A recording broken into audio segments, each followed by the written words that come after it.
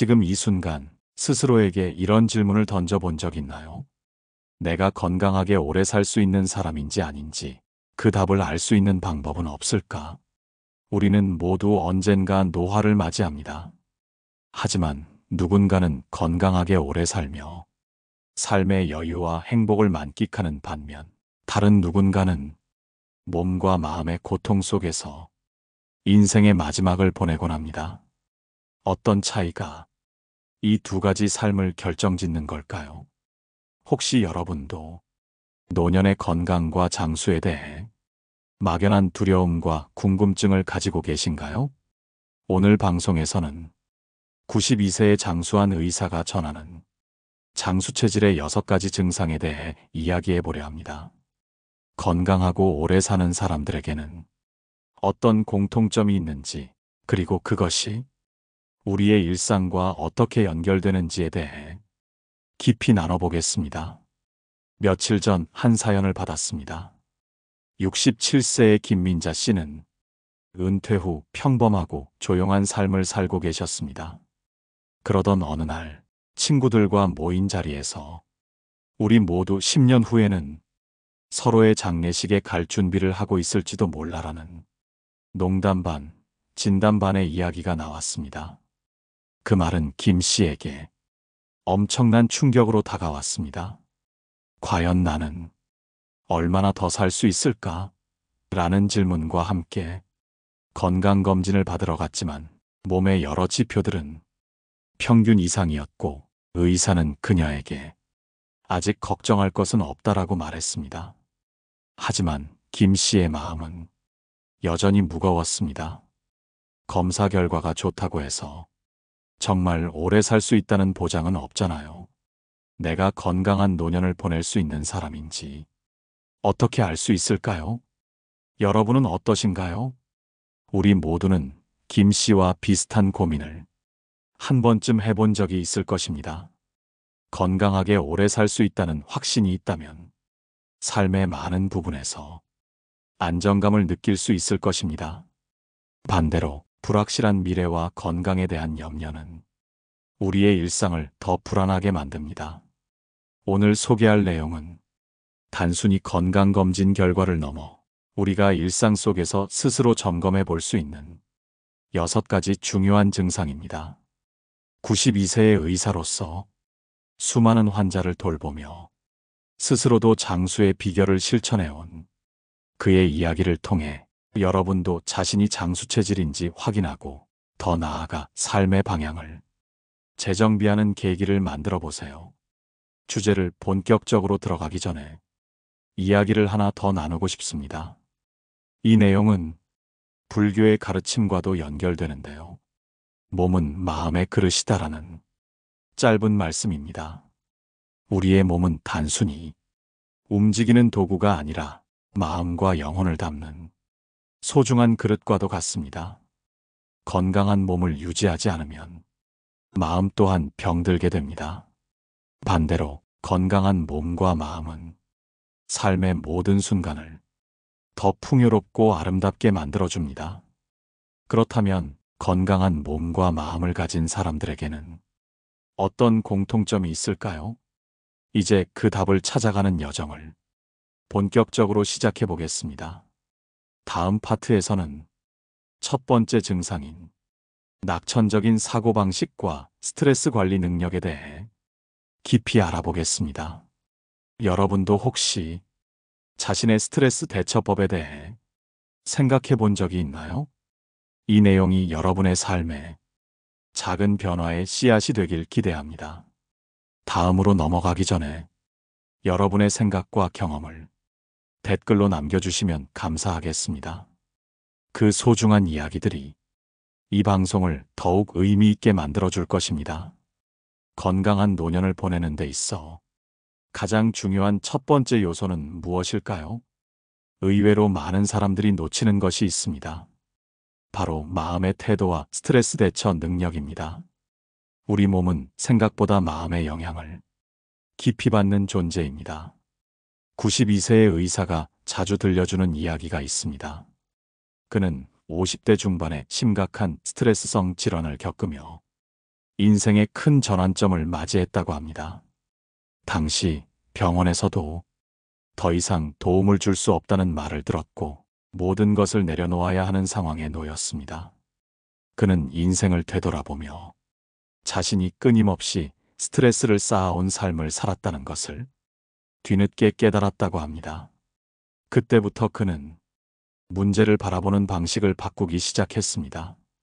내가 통제할 수 없는 일에 대해서는 마음을 놓아야 한다는 원칙을 세웠고 매일 감사의 마음을 표현하며 작은 일에도 기쁨을 찾는 습관을 길렀습니다. 놀랍게도 그의 건강은 빠르게 회복되었고 그 이후로 그는 자신이 받은 교훈을 환자들과 주변 사람들에게 전하기 시작했습니다. 건강한 몸을 유지하려면 먼저 마음부터 건강해야 한다. 이쯤에서 여러분에게 묻고 싶습니다. 혹시 지금 여러분의 마음을 무겁게 짓누르는 일이 있나요?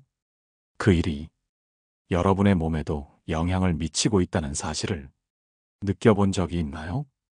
실제로 의학 연구에 따르면 스트레스를 잘 관리하는 사람들은 그렇지 못한 사람들보다 심혈관 질환, 면역력 저하, 그리고 기타 만성 질환의 위험이 현저히 낮다는 결과가 나옵니다. 반대로 지속적인 스트레스는 몸의 염증 반응을 높이고 세포 노화를 가속화시켜 우리의 수명을 단축시키는 직접적인 원인이 됩니다. 스트레스를 관리하는 가장 효과적인 방법은 자신만의 심리적 안전망을 구축하는 것입니다. 이것은 거창한 것이 아닙니다. 예를 들어 매일 아침 스스로에게 오늘 하루도 괜찮을 거야 라고 말하는 것, 작은 실수나 문제를 이 또한 지나가리라고 받아들이는 것, 혹은 하루에 몇 분이라도 명상을 통해 마음을 정리하는 것이 큰 도움이 됩니다. 또 다른 사례를 들어보겠습니다. 72세의 이영자 씨는 오랜 시간 동안 가족의 생계를 책임지며 크나큰 부담과 스트레스를 안고 살았습니다. 그녀는 스트레스를 풀기 위해 술이나 흡연에 의존하기도 했지만 그로 인해 건강이 악화되어 병원 신세를 져야 했습니다. 그러던 어느 날 이 씨는 작은 습관 하나를 시작했습니다. 매일 아침 일기장을 꺼내 하루 중 감사한 일 5가지를 적어나가기 시작한 것입니다. 오늘 아침 공기가 상쾌해서 감사하다. 따뜻한 차 한 잔을 마실 수 있어서 감사하다. 이처럼 단순한 내용이었지만 그녀는 점차 자신의 삶을 긍정적으로 바라보게 되었고 몸의 상태도 서서히 좋아졌습니다. 불교에서는 모든 고통은 마음에서 시작된다라는 말씀을 자주 전합니다. 몸이 아프더라도 마음이 편안하면 그 고통은 덜 느껴지고 반대로 몸이 멀쩡하더라도 마음이 병들면 삶은 더욱 괴로워진다는 의미입니다. 이쯤에서 여러분은 어떤 대처 방식을 가지고 계신지 생각해 보셨나요? 혹시 지금의 방식이 마음을 편안하게 해주고 있나요? 아니면 더 많은 부담을 안기고 있나요? 낙천적인 사고방식은 단순히 긍정적으로 생각하라는 말이 아닙니다. 그것은 삶의 문제를 냉정하게 직시하되 그 문제를 내가 감당할 수 있다는 믿음을 갖고 접근하는 태도를 말합니다. 이를 통해 우리는 스트레스를 줄이고 몸과 마음을 건강하게 유지할 수 있습니다. 두 번째 증상인 꾸준한 신체 활동과 적당한 운동의 중요성에 대해 이야기해 보겠습니다. 혹시 운동이 건강에 좋다는 말을 수없이 들으셨지만 여전히 실행에 옮기지 못하고 계신가요? 시간이 없어서, 너무 피곤해서, 혹은 이미 늦었으니 시작해도 소용없을 것 같아서라는 이유로 운동을 미루고 있지는 않으신가요? 사실 운동은 건강한 장수의 필수 조건입니다. 운동이 단순히 체력을 높이는 데 그치는 것이 아니라 삶의 질을 결정짓는 중요한 역할을 하기 때문입니다. 92세의 의사가 들려준 사례 하나를 여러분과 나누고자 합니다. 70대 후반에 접어들었을 때 이 의사의 가장 친한 친구였던 박 씨는 갑작스러운 건강 악화를 겪었습니다. 심각한 고혈압과 당뇨로 인해 걷는 것조차 힘들어진 상황이었습니다. 그러나 박 씨는 포기하지 않았습니다. 의사 친구의 권유로 매일 아침 10분씩 천천히 걷기 시작했습니다. 처음에는 작은 계단을 오르는 것도 고통스러웠지만 매일 조금씩 시간을 늘리며 걷는 습관을 유지했습니다. 놀랍게도 6개월이 지나자 박 씨의 건강은 크게 호전되었고 혈압과 혈당 수치는 정상에 가까워졌습니다. 이후 그는 산책뿐만 아니라 가벼운 요가와 스트레칭도 병행하며 더 활기찬 삶을 살게 되었습니다. 그는 이렇게 말했습니다. 운동은 단순히 몸을 움직이는 것이 아니라 내 삶을 다시 움직이게 만든 것이다. 우리 몸은 움직임을 필요로 합니다. 근육은 사용하지 않으면 빠르게 약해지고 심혈관계는 운동 부족으로 인해 기능이 저하됩니다.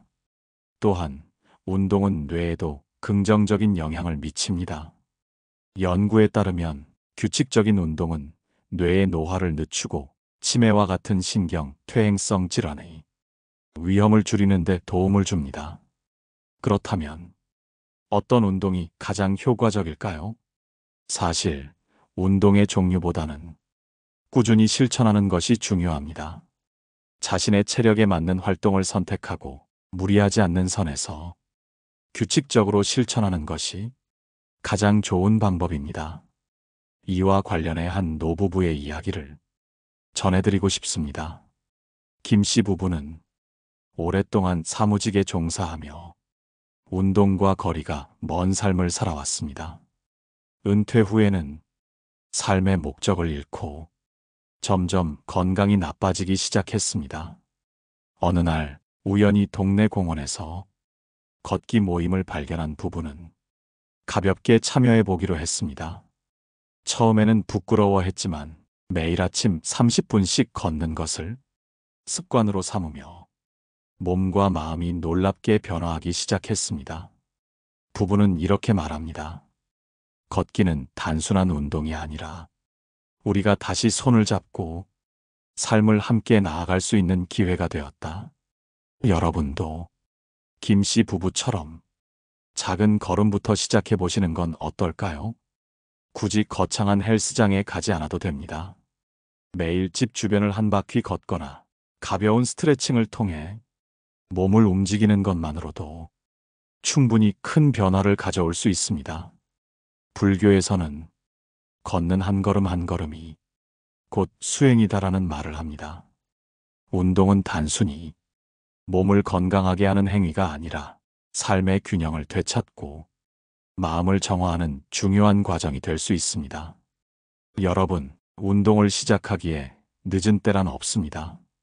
오늘 이 방송을 들으면서 운동화를 꺼내 들고 문 밖으로 한 걸음 내디뎌 보세요. 그 작은 실천이 여러분의 삶을 바꿀 첫걸음이 될 수 있습니다. 세 번째 증상인 규칙적인 식습관과 영양 섭취의 중요성에 대해 이야기해 보겠습니다. 여러분은 지금 어떤 음식을 통해 삶의 에너지를 얻고 계신가요? 혹시 매일 반복되는 식사 속에서 건강을 해치는 선택을 하고 있지는 않으신가요? 이 질문에 대한 답을 다음 이야기에서 찾아보겠습니다. 혹시 매일 드시는 음식이 여러분의 몸과 마음을 어떻게 변화시키는지 생각해 보신 적 있나요? 우리는 매일같이 음식을 섭취하면서도 그것이 단순히 배를 채우는 것 이상의 의미를 지닌다는 사실을 간과하기 쉽습니다. 오늘은 규칙적인 식습관과 영양 섭취가 장수와 건강에 얼마나 중요한 역할을 하는지에 대해 이야기해 보려고 합니다. 92세의 의사가 말하는 장수 체질의 세 번째 증상은 규칙적인 식습관과 균형 잡힌 영양 섭취입니다. 우리의 몸은 매일 필요한 에너지를 음식을 통해 얻습니다.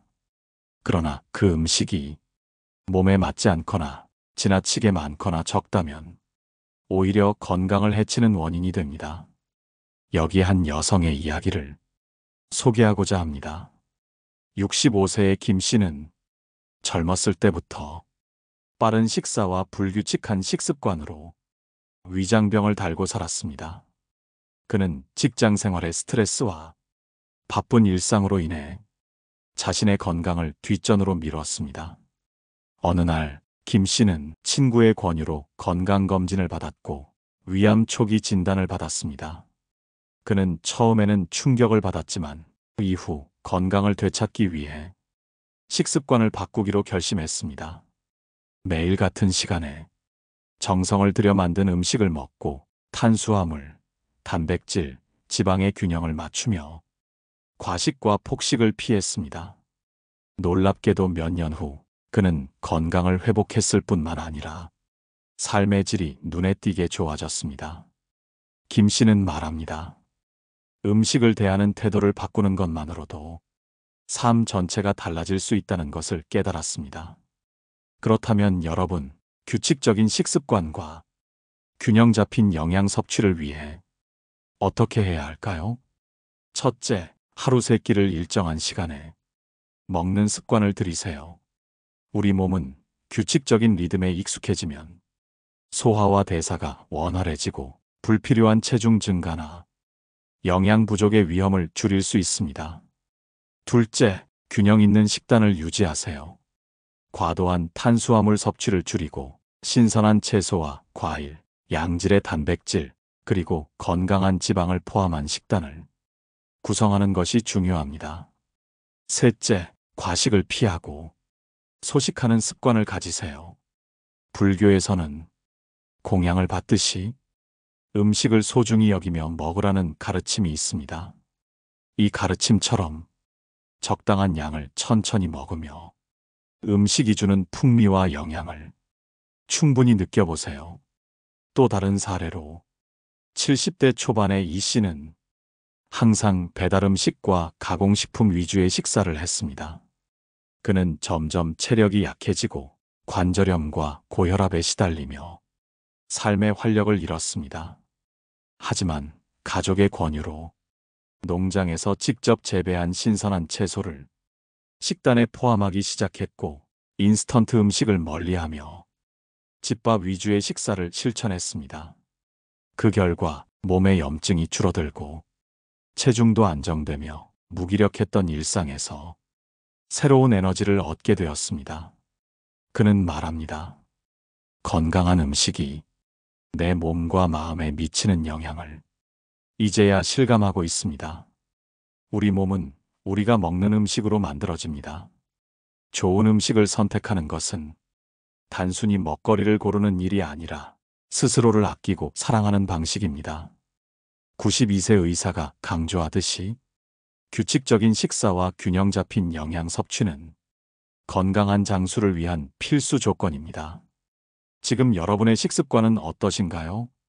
혹시 무심코 선택한 음식이 여러분의 건강을 해치고 있지는 않은지 한번 돌아보시길 권합니다. 다음 파트에서는 네 번째 증상인 스트레스를 다스리는 능력에 대해 이야기해 보겠습니다. 여러분은 어떤 방식으로 스트레스를 해소하고 계신가요? 혹시 스트레스를 제대로 다루지 못해 삶의 무게에 짓눌리고 있지는 않으신가요? 이 질문의 답을 다음 이야기에서 찾아보겠습니다. 여러분, 혹시 하루 중 가장 힘들었던 순간을 떠올려 보신 적 있나요? 그 순간을 어떻게 넘기셨나요? 스트레스는 우리 삶이 가장 큰 방해물 중 하나입니다. 그러나 92세의 의사는 말합니다. 스트레스를 다스리는 능력이야말로 장수 체질을 결정짓는 중요한 요소라고요. 네 번째 증상, 바로 스트레스를 다스리는 능력입니다. 이것은 단순히 스트레스를 받지 않는 상태를 뜻하는 것이 아닙니다. 오히려 스트레스를 올바르게 이해하고 그에 대처하는 방식을 갖추는 것이 핵심입니다. 그렇다면 스트레스를 잘 다스린다는 것은 무엇을 의미할까요? 이야기 하나를 들어보겠습니다. 50대 중반의 박 씨는 사업 실패로 인해 극심한 스트레스를 받았습니다. 잠을 이루지 못하고 식사도 제대로 하지 못한 채 몇 달을 보냈습니다. 몸과 마음이 모두 망가져가던 그는 문득 자신이 이렇게 살다가는 더 큰 일을 맡게 될 것 같다는 생각에 새로운 결심을 했습니다. 그가 처음 한 일은 자신의 스트레스를 인정하는 것이었습니다. 그는 내가 실패했다는 사실을 받아들이는 것이 스트레스를 줄이는 첫 걸음이라고 말합니다. 그 다음으로 그는 소소한 일상 속에서 즐거움을 찾기 시작했습니다. 아침에 햇볕을 받으며 산책을 하고 가벼운 독서를 하며 좋아하는 음악을 들었습니다. 결국 그는 자신의 마음을 다스리는 법을 배웠고 건강도 되찾을 수 있었습니다. 스트레스를 다스리는 능력은 우리 모두에게 필요합니다. 그렇다면 우리는 어떻게 이 능력을 키울 수 있을까요? 첫째, 자신의 감정을 인정하세요. 불교에서는 마음을 있는 그대로 바라보라는 가르침이 있습니다. 우리가 화나거나 슬플 때 그 감정을 억누르려 하지 말고 있는 그대로 느껴보는 것이 스트레스를 해소하는 첫 단계입니다. 둘째, 긍정적인 관점을 가져보세요. 스트레스 상황에서도 배울 점이나 얻을 수 있는 것을 찾으려는 태도가 중요합니다. 예를 들어 직장에서의 어려움이 스스로를 더 성장하게 하는 기회일 수 있다는 것을 생각해 보세요. 셋째, 건강한 습관을 유지하세요. 규칙적인 운동, 적절한 수면, 명상과 같은 활동은 스트레스에 대한 저항력을 높여줍니다. 80대 초반의 김 씨 이야기도 여기서 나눠보겠습니다. 김 씨는 가족 간의 갈등으로 인해 마음고생을 심하게 했습니다. 딸과 아들의 불화 속에서 중재 역할을 하려다 보니 자신의 감정을 돌볼 여유조차 없었습니다. 어느 날 그는 불교 명상 프로그램에 참여하게 되었고 그곳에서 모든 것은 지나간다는 간단한 가르침을 접했습니다. 그 이후로 그는 갈등 상황에서도 스스로의 마음을 먼저 들여다보는 습관을 가지게 되었습니다. 그리고 필요 이상으로 문제에 몰두하지 않으면서 자신의 건강을 유지할 수 있었습니다. 여러분, 스트레스를 다스리는 능력은 그 자체로 우리 삶의 질을 크게 변화시킬 수 있는 힘을 가집니다. 몸과 마음은 연결되어 있습니다. 마음이 건강해야 몸도 건강할 수 있습니다. 스트레스 상황에 놓였을 때 자신을 다독이고 스스로를 이해하며 작은 즐거움을 찾는 것, 그것이 바로 장수체질로 가는 길입니다. 혹시 지금 여러분이 겪고 있는 스트레스는 무엇인가요? 그 스트레스를 어떻게 다스리고 계신가요? 작은 변화로 삶을 조금 더 편안하게 만들 수 있는 방법을 지금부터 찾아보시길 바랍니다. 이제 5번째 증상인 사회적 관계의 중요성에 대해 이야기해 보겠습니다. 사람과 사람의 관계가 어떻게 우리의 건강과 장수에 영향을 미치는지 다양한 사례를 통해 살펴보겠습니다. 인생에서 가장 소중한 사람을 한 명 떠올려 보세요. 그 사람이 없었다면 여러분의 삶은 어떻게 달라졌을까요? 사회적 관계는 우리가 행복을 느끼고 삶의 의미를 찾는 데 중요한 역할을 합니다. 92세 의사가 말하는 장수체질의 5번째 증상은 건강한 사회적 관계를 유지하는 능력입니다.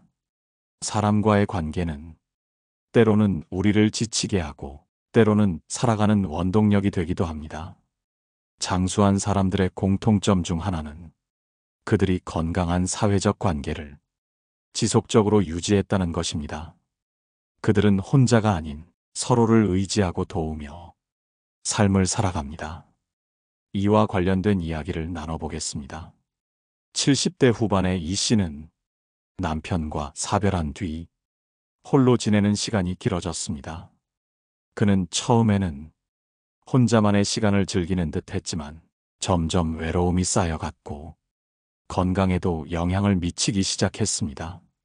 그런데 동네의 작은 독서 모임에 우연히 참여하게 되면서 삶의 변화가 찾아왔습니다. 모임에서 그는 또래 사람들과 이야기를 나누고 책 속의 주제를 함께 탐구하며 정서적으로 안정감을 느꼈습니다. 그는 그 이후로 정기적으로 사람들과 교류하는 시간을 소중히 여기게 되었고 건강도 점차 회복되었습니다. 그는 말합니다. 사람들과 나누는 대화 속에서 내 삶의 의미를 다시 찾았다고요. 그렇다면 건강한 사회적 관계를 유지하기 위해 우리는 무엇을 할 수 있을까요? 첫째, 다른 사람을 이해하려는 노력이 필요합니다. 상대방의 이야기를 듣고 그들의 감정을 공감하는 것은 좋은 관계를 유지하는 가장 기본적인 방법입니다. 불교에서는 자비심을 강조하며 타인의 고통을 이해하고 그들에게 도움을 주는 것이 우리 스스로의 행복으로 이어진다고 가르칩니다. 둘째, 관계를 위한 시간을 투자해야 합니다. 바쁜 일상 속에서도 소중한 사람들과의 시간을 꼭 마련하는 것이 중요합니다. 전화 한 통, 짧은 문자 메시지, 혹은 함께하는 식사가 작은 변화의 시작이 될 수 있습니다. 셋째, 자신의 감정을 솔직히 표현하세요. 때로는 마음을 열고 자신의 속내를 털어놓는 것이 상대방과 더 깊은 유대를 형성하는 계기가 됩니다. 하지만 그 표현이 상대방을 비난하거나 상처 주는 방식이 아니라 이해와 배려를 기반으로 해야 함을 잊지 말아야 합니다. 건강한 관계가 우리의 삶에 미치는 영향은 단순히 정서적인 차원에만 머물지 않습니다. 과학적으로도 사회적 유대는 심혈관 건강, 면역력, 심지어 수명에도 영향을 미친다고 합니다. 외로움은 흡연만큼이나 건강에 해롭다는 연구 결과도 있습니다. 그만큼 사람과 사람의 연결이 우리에게 얼마나 중요한지 알 수 있는 대목입니다. 또 다른 사례를 들어볼까요? 60대 초반의 김 씨는 직장에서 은퇴한 후 사람들과의 관계가 급격히 줄어들었습니다. 그는 자신도 모르게 점점 우울해졌고 건강도 악화되었습니다. 그때 그는 지역 커뮤니티 센터에서 봉사활동을 시작했습니다. 처음에는 어색했지만 누군가를 돕는 과정에서 새로운 사람들을 만나고 의미 있는 관계를 형성할 수 있었습니다. 그는 말합니다. 봉사를 통해 내가 다른 사람들에게 필요한 존재라는 걸 깨달았어요. 여러분, 지금 여러분의 곁에 있는 사람들은 어떤 존재인가요? 그들과의 관계에서 더 나은 방향으로 나아가기 위해 무엇을 할 수 있을까요? 사회적 관계는 우리가 마음을 열고 노력할 때 더욱 단단해집니다. 그리고 그 관계는 우리의 삶을 풍요롭고 건강하게 만들어줄 것입니다. 이제 6번째이자 마지막 증상인 삶에 대한 긍정적인 태도에 대해 살펴보겠습니다. 긍정적인 태도가 어떻게 우리의 건강과 장수에 영향을 미치는지 이야기 나눠보겠습니다. 하루를 시작하며 가장 먼저 떠오르는 생각은 무엇인가요? 어쩌면 해야 할 일의 무게에 짓눌려 부담감이 가득할 수도 있고 반대로 새로운 하루에 대한 설렘으로 가슴이 벅찰 수도 있습니다.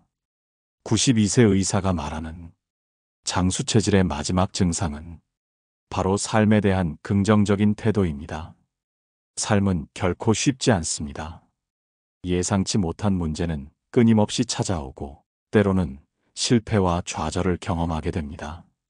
하지만 이러한 어려움 속에서도 긍정적인 태도를 유지하는 사람들은 다른 이들과는 분명히 다른 방식으로 인생을 살아갑니다. 그들의 내면에는 삶을 포기하지 않으려는 강한 의지와 희망이 자리 잡고 있습니다. 이와 관련된 이야기를 들어보겠습니다.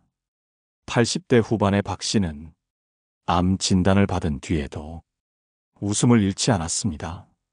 그는 힘든 항암 치료를 받으면서도 이 또한 지나가리라는 마음을 가지고 있었고, 힘들 때마다 스스로를 격려하며 의료진과 가족들에게 감사를 표현했습니다. 주변 사람들은 그의 밝은 태도에 큰 감명을 받았고, 그를 응원하며 함께 힘을 냈습니다. 결국 박 씨는 치료를 성공적으로 마칠 수 있었고 건강을 되찾았습니다. 그는 이렇게 말합니다. 삶이 아무리 힘들어도 희망을 잃지 않으면 반드시 좋은 일이 생기더군요. 그렇다면 삶에 대한 긍정적인 태도는 우리가 어떻게 만들어갈 수 있을까요? 첫째, 감사하는 마음을 가지는 것이 중요합니다. 우리가 당연하게 여겼던 것들, 예를 들어 오늘도 숨을 쉴 수 있다는 사실, 따뜻한 햇살, 주변 사람들의 미소 등 작은 것에서부터 감사를 느끼기 시작하면 삶의 태도는 달라집니다. 불교에서는 이를 은혜를 아는 마음이라고 하며, 모든 것에 감사할 때 삶이 더욱 평온해진다고 가르칩니다. 둘째, 현재에 집중하는 자세가 필요합니다. 과거의 후회나 미래에 대한 불안은 우리를 힘들게 할 뿐입니다. 지금 이 순간 내가 할 수 있는 일에 집중하며 최선을 다하는 것이 긍정적인 삶의 태도를 유지하는 비결입니다. 이와 관련해 불교의 가르침에는 한순간을 온전히 살아라라는 말씀이 있습니다. 셋째, 문제를 성장의 기회로 바라보는 시각이 필요합니다. 어려움이 찾아올 때마다 이 경험이 나를 어떻게 성장시킬까를 스스로에게 물어보세요. 그 과정에서 자신의 한계를 뛰어넘고 더 나은 자신으로 나아갈 수 있습니다. 과학적으로도 긍정적인 태도는 우리의 건강에 큰 영향을 미칩니다. 연구에 따르면 낙관적인 사람들은 스트레스 호르몬이 적게 분비되고 면역력이 더 높아 각종 질병에 강한 것으로 나타났습니다. 삶에 대한 긍정적인 태도는 단순히 마음가짐의 문제가 아니라 우리 몸에도 직접적인 영향을 미치는 것입니다. 마지막으로 긍정적인 태도를 보여준 또 다른 사례를 나눠보겠습니다. 70대 초반의 김 씨는 재정적 어려움과 가족 문제로 어려운 시기를 보냈습니다. 하지만 그는 자신의 상황을 비관하기보다 이 또한 내가 겪어야 할 과정이라며 스스로를 위로했습니다. 그는 작은 목표를 세우고 하나씩 이루어 나가는 과정을 통해 삶의 희망을 되찾았습니다. 김 씨는 이렇게 말했습니다. 어려운 시절이 있었기에 지금의 행복이 더 소중하게 느껴집니다. 여러분은 삶에서 어떤 어려움을 겪고 계신가요? 그리고 그 어려움 속에서도 스스로를 격려하며 앞으로 나아가고 있나요?